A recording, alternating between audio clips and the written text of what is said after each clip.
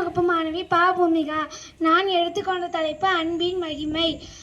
தென்னாப்பிரிக்காவில் நடைபெற்ற போராட்டத்தில் ஈடுபட்டதற்காக மகாத்மா காந்தியை ஜெனரல் ஸ்மித் என்பவர் சிறையில் அடைத்தார். தொடக்கத்தில் அவர் மகாத்மா காந்தியிடம் கடுமையாக நடந்து கொண்டார்.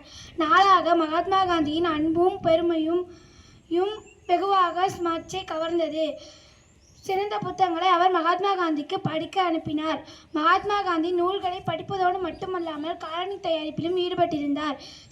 சிறையில் இருந்து விடுதலையானதும் ஸ்மித்தை காணச் சென்றார். அவர் தயாரித்திருந்த காலணியை அன்பின் காணிக்கையாக கொடுத்தார்.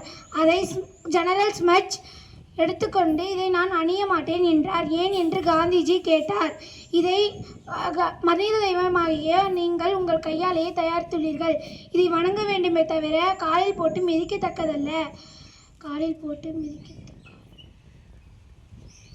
எனவே இது நினைவு சின்னமாக வைத்து பாதுகாக்க வேண்டும்.